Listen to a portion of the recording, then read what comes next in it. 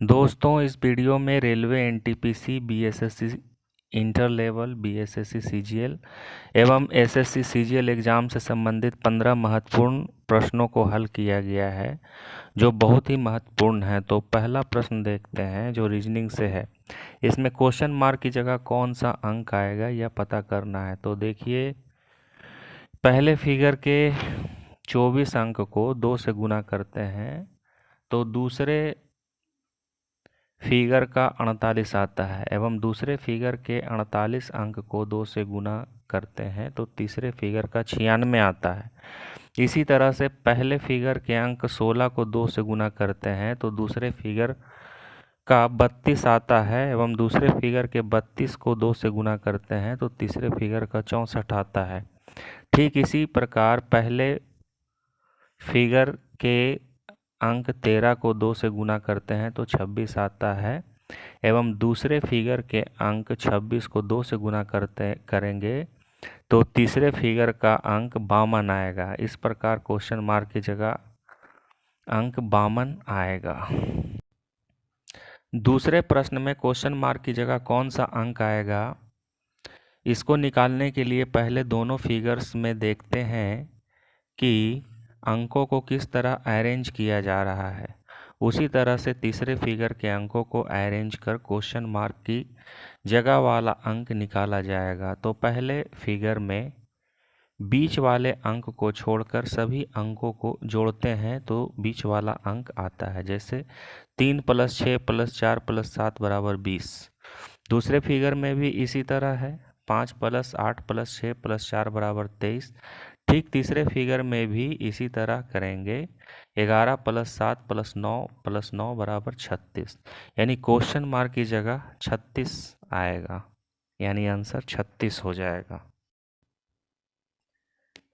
तीसरे प्रश्न में बीच वाले अंक के बाएं और दाएं अंकों को जोड़कर 2 से गुना किया जा रहा है तो बीच वाला अंक आ रहा है, जैसे 15 + 10 × 2 = 50।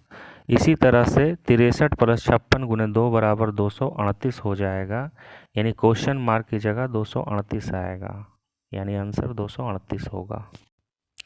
चौथे प्रश्न में क्वेश्चन मार्क की जगह कौन सा अंक आएगा निकालना है। इसको निकालने के लिए देखिए अंकों को किस तरह से अरेंज किया जा रहा है उसको देखते हैं। इसमें पहला फिगर में देखिए, पहले फिगर के अंकों को इस तरह से किया जा रहा है, √5 का स्क्वायर - 4 का स्क्वायर।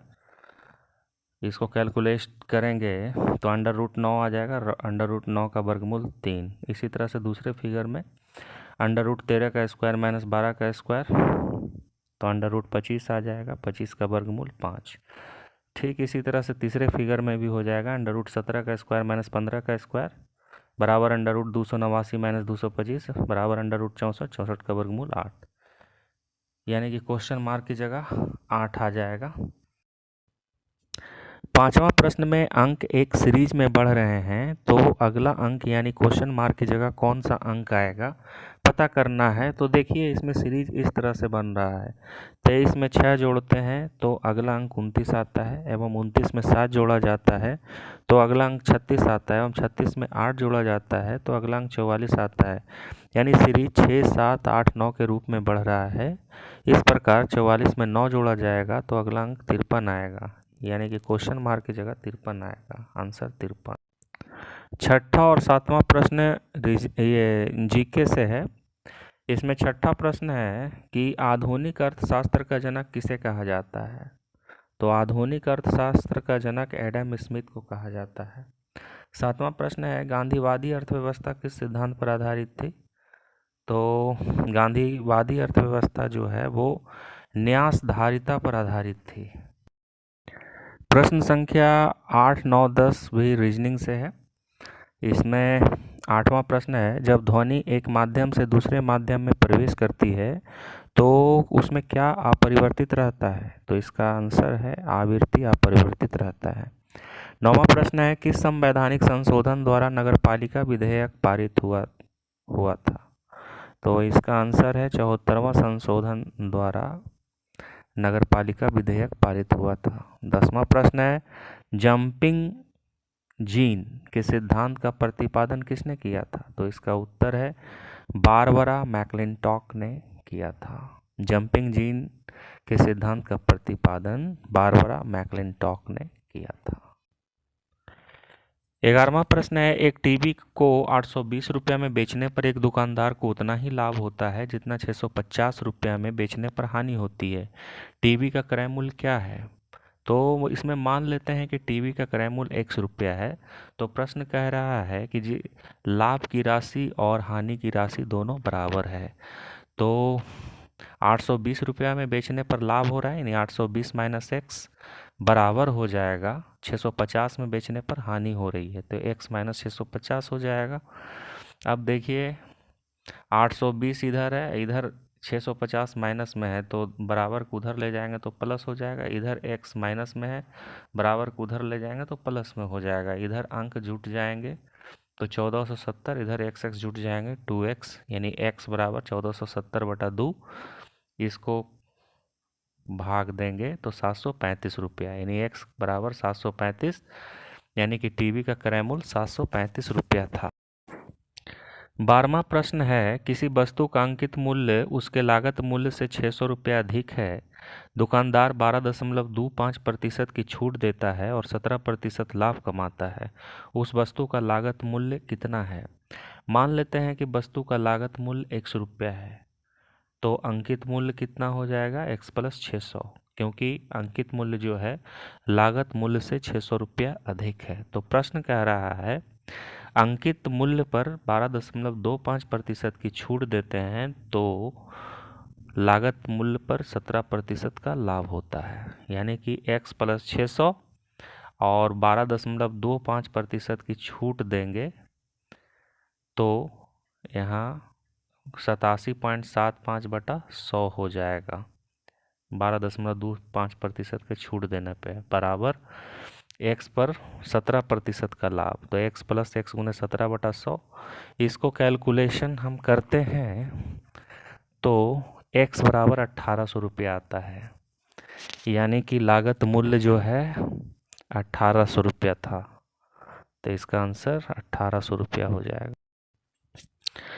13वां प्रश्न है, दो ट्रेनें विपरीत दिशा में चल रही है। एक ट्रेन की लंबाई व गति क्रमशः 180 मीटर व 40 किलोमीटर प्रति घंटा है। दूसरी ट्रेन की लंबाई व गति क्रमशः 220 मीटर और 50 किलोमीटर प्रति घंटा है। इन्हें एक दूसरे को पार करने में कितना समय लगेगा? देखिए पहली ट्रेन की लंबाई 180 मीटर दिया हुआ है और पहली ट्रेन की गति 40 किलोमीटर प्रति घंटा है। तो किलोमीटर प्रति घंटा को हम मीटर प्रति सेकंड में बदल देते हैं, तो मीटर प्रति सेकंड में बदलने के लिए 5/18 से गुना करना होता है, यानी कि 40 को 5/18 से गुना करेंगे तो आ जाएगा 200/18 मीटर प्रति सेकंड, यानी गति इसकी हो जाएगी 200/18 मीटर प्रति सेकंड। इसी तरह से दूसरी ट्रेन की लंबाई 220 मीटर दिया हुआ है और दूसरी ट्रेन की गति जो है वो दिया हुआ है आपको 50 किलोमीटर प्रति घंटा। तो इसको मीटर प्रति सेकंड में बदलने के लिए 5/18 से गुना करना होगा, तो इसकी ट्रेन की गति दूसरी ट्रेन की गति हो जाएगी 250/18 मीटर प्रति सेकंड। अब जो है अब हमें निकालना है एक दूसरे को पार करने में लगा समय, तो समय बराबर दूरी बटा चाल होता है। तो दूरी कितना हो जाएगा? दोनों विपरीत दिशा में चल रहा है तो दूरी जुट जाएगा, यानी 180 प्लस 220 दोनों की दूरी हो गई, और चाल दोनों का भी जुट जाएगा। चाल 200/18 प्लस 250/18, इसको कैलकुलेट करेंगे तो इसका आंसर 16 सेकंड आ जाएगा, यानी 16 सेकंड में वे एक दूसरे को पार कर जाएंगे। 14वां प्रश्न है कि 15 सेंटीमीटर त्रिज्या वाले एक गोला से 1 सेंटीमीटर किनारे वाले अधिक से अधिक कितने घन बनाए जा सकते हैं? तो देखिए गोले का आयतन बराबर होता है 4/3 पाई आर क्यूब, 4/3 का 4/3, पाई का मान 22/7, और त्रिज्या 15 सेंटीमीटर दिया हुआ है तो 15 का क्यूब करेंगे 3375, और घन का आयतन होता है एल क्यू, घन का एल क्यू, एल जो है 1 सेंटीमीटर दिया हुआ है, 1 का क्यूब करेंगे तो 1 ही होगा।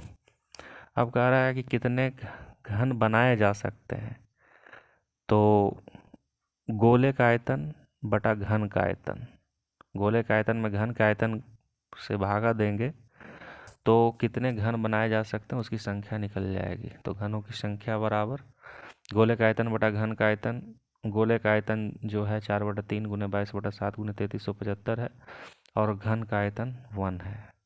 अब इसको कैलकुलेट करेंगे तो आ जाएगा 14,142.86, यानी कि लगभग 14,142 घन बनाए जा सकते हैं। 15वां प्रश्न है कि किसी वस्तु का अंकित मूल्य 1800 रुपया है, जिस पर क्रमशः 20% तथा 30% का क्रमिक बट्टा दिया जाता है, तो ग्राहक को वह वस्तु कितने में उपलब्ध होगी। तो विक्रय मूल्य हो जाएगा कि अंकित मूल्य जो है 1800 रुपया है, इस पर 20% और 30% का क्रमिक बट्टा दिया जा रहा है, तो 20% का बट्टा हो जाएगा 100 - 20/100, 100 - 20 यानी कि 80/100, इसी तरह से 100 - 30/100 यानी 70/100। इसको कैलकुलेट करेंगे तो आ जाएगा आपको 1008 रुपया, यानी कि 20% और 30% का क्रमिक बट्टा देने के बाद वो वस्तु जो है 1008 रुपये में उपलब्ध होगी ग्राहक को।